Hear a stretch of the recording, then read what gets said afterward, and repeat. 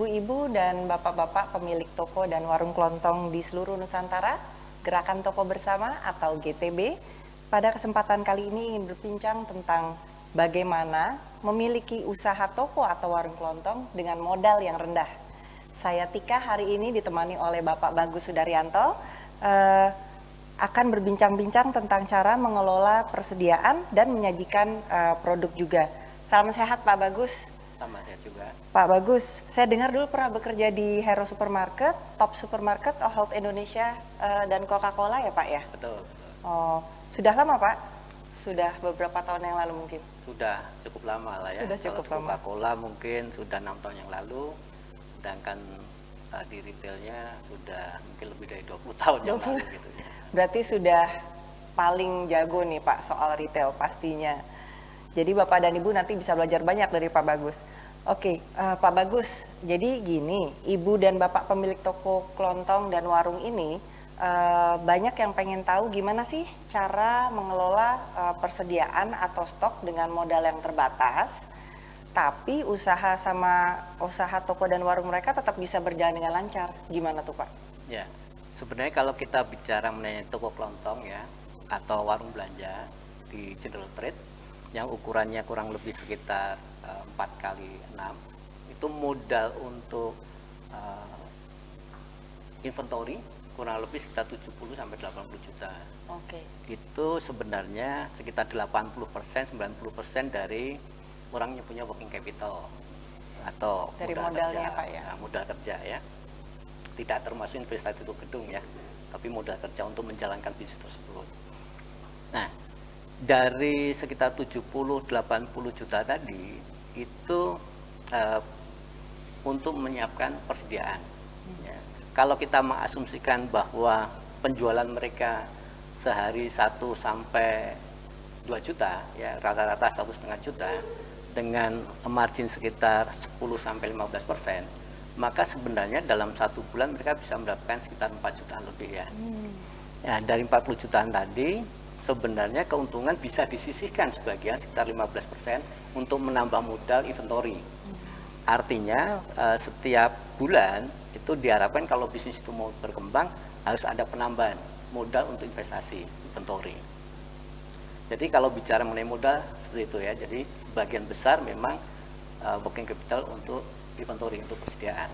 Oh jadi kalau untuk yang paling besar biaya yang akan diperlukan yang paling gede itu untuk persediaan ya Pak ya, untuk inventory justru. Betul. Dibandingkan misalnya untuk operasional yang lain ya, misalnya listrik itu kan tidak terlalu besar karena ukurannya juga tidak besar, tidak ada fasilitas chiller yang besar sehingga butuh konsumsi. Bahkan di General Trade umumnya karyawan kan pemiliknya sendiri atau saudaranya yang seringkali tidak dibayar ya. Betul. Berarti modal usaha paling besar adalah untuk inventory ya Pak ya, atau stok ya Pak ya. Nah, tapi selanjutnya gimana sih Pak untuk bisa tahu produk apa yang harus dibeli dan berapa banyak gitu? Ada nggak sih Pak resepnya Pak, resep sederhananya gitu biar bisa diterapkan dengan mudah? Ya, sebelum bicara resep, sebenarnya yang selalu kita sarankan ya, sebaiknya kita sarankan kepada para pemilik toko maupun warung, setiap penjualan sebenarnya dicatat. Setiap penerimaan barang dari supplier atau pembelian dicatat juga. Sehingga dari situ akan kelihatan berapa yang terjual ya, atau barang itu keluar, dan juga ada tahu barang itu masuk. Sebenarnya dua hal tersebut sebaiknya dilakukan. Meskipun kita yakinin banyak ya, para pemilik yang mungkin kurang telaten, kurang teliti untuk mencatat. Sekali lagi secara manual sebaiknya dicatat. Syukur-syukur kalau mereka sudah menggunakan aplikasi untuk transaksi ya. Nah, mengenai resep itu sebenarnya sederhana sekali kalau untuk mereka ya, untuk teman-teman atau para pemilik toko tersebut. Produk atau jumlah yang akan diorder atau dipesan kepada supplier itu rumusnya sederhana sekali. Q atau jumlah produk yang terjual dikurangi dengan stok yang masih ada di toko tersebut dikalikan 1/4 atau 1,25. Ada juga yang merekomendasikan 1,5 gitu ya. Nah, itu rumus yang sederhana. Kalau misalnya para pemilik warung atau pemilik toko tidak mencatat, memang agak sedikit kesulitan. Ya. Oleh sebab itu yang selalu kita sarankan, setiap ada transaksi, baik itu penjualan maupun pembelian, itu sebaiknya dicatat. Jadi sebenarnya cara untuk bisa mengetahui jumlah itu adalah dari pencatatan itu baru bisa menggunakan rumus yang tadi Bapak sudah sampaikan ya? Betul. Karena kalau itu tidak dicatat, akhirnya kita hanya intuisi ya. Jadi si pembeli tadi lebih cenderung ke intuisi dan hanya mengira-ngira. Sebenarnya kalau menggunakan resep yang sederhana tadi itu sudah ke arah estimasi. Jadi perkiraan yang berdasarkan dengan data. Siap, terima kasih Pak. Nah, kalau misalkan sumber pembelian produk itu Pak, biasanya sumber pembelian produk itu dari mana sih Pak? Ada nggak sih Pak alternatif sumber produk lainnya? Terus sistem pembayaran juga mungkin alternatifnya. Apa Pak yang lebih disarankan oleh Bapak? Oke. Sumber produk itu banyak sih sebenarnya kalau untuk general trade ya. Yang pertama dari supplier pasti. Supplier yang datang, baik itu yang reselling system maupun yang mereka melakukan canvas. Ya. Yang kedua, biasanya mereka juga belanja di toko-toko grosir. Baik itu yang di modern trade grosir maupun yang di general trade grosir. Yang ketiga, itu seringkali mereka juga melihat dari promosi para retailer besar. Ketika itu promosi, dia datang untuk memborong. Tapi ini sifatnya kan sporadis ya, insidensial. Kemudian kalau bicara alternatif, banyak sih sebenarnya. Ya. Sekarang sudah mulai bermunculan e-commerce B2B yang siap untuk mensuplai mereka. Ya. Baik itu yang sifatnya B2B yang skala besar maupun B2B yang skala kecil. Jadi dari situ ya Pak ya. Kalau untuk sistem pembayarannya Pak, mungkin ada alternatif lain nggak Pak? Kalau pembayaran secara umum, kalau supplier itu mereka sudah punya sistem ya. Jadi mereka rata-rata yang justru menawarkan kepada si pemilik warung ya. Kalau pemilik warung tersebut itu baru awal, biasanya cash ya, atau tunai. Tetapi kalau mereka sudah jadi pelanggan tetap, biasanya ada sistem yang ditawarkan untuk kredit ya. Kreditnya biasanya seminggu 2 minggu gitu ya. Tetapi karena ini general trade, rata-rata ya dari hasil studi yang saya lakukan itu sebagian besar cenderung faktanya nih ya, cenderung mereka cash. Nah, akan lebih bagus memang kalau mereka mendapatkan kredit. Karena dengan menggunakan kredit sistem kredit tadi, si pemilik toko atau pemilik warung tentunya bisa mengelola cash flow mereka. Ya, 14 hari atau 30 hari seperti itu ya Pak ya? Betul, meskipun itu jarang ya, terus terang 30 hari itu jarang, dan seminggu 2 minggu begitu. Tapi paling tidak itu bisa untuk nafas mereka ya, karena seperti yang saya sebutkan di depan tadi, sebagian besar modal kerja mereka itu digunakan untuk persediaan. Oke, ya. Berarti paling besar tetap ya Pak ya masih di persediaan atau stok ya.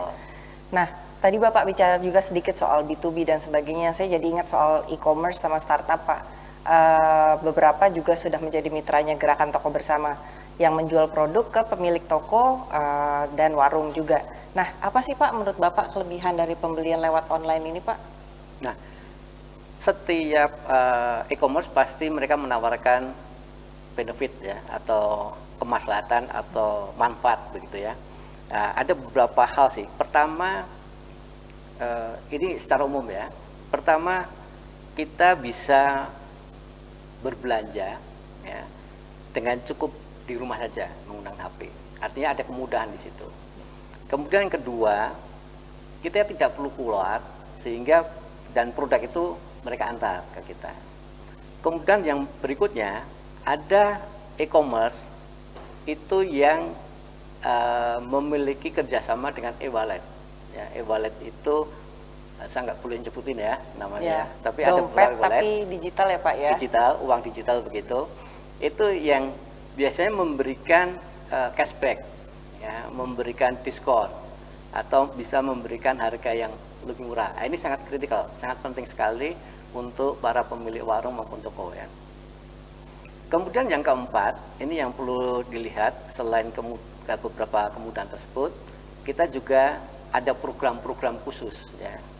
program-program khusus yang biasa mereka ciptakan untuk membantu para pemilik warung.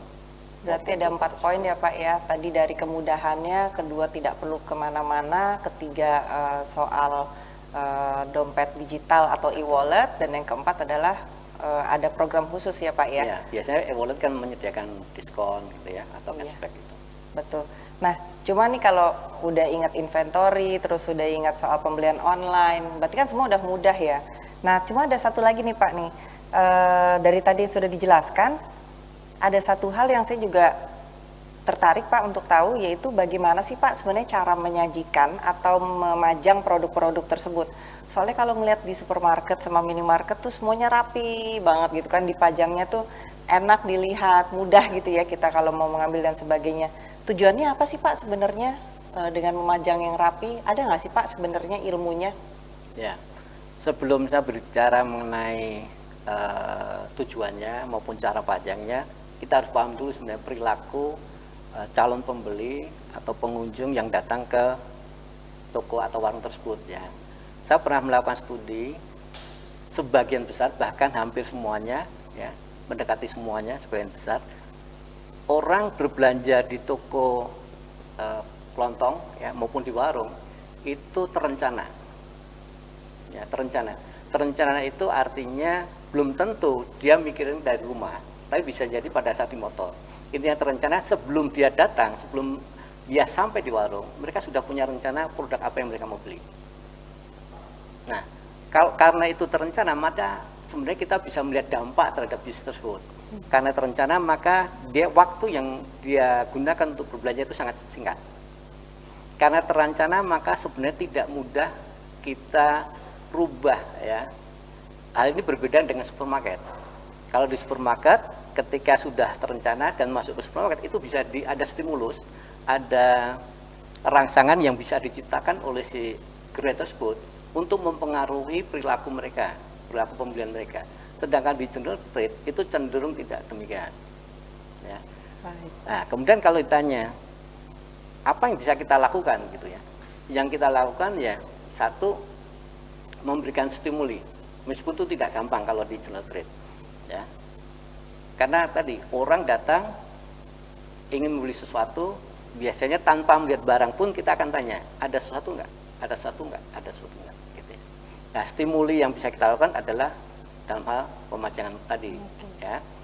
Ya, pemajangan secara prinsip itu dikelompokkan dua besar ya, kalau di toko kelontong seperti itu, yang non food dan food, gitu ya, non food dan food. Tujuannya supaya makanan mereka sama tidak, bukan makanan ya Pak. betul, ya? Supaya itu tidak ada kontaminasi dan sebagainya ya.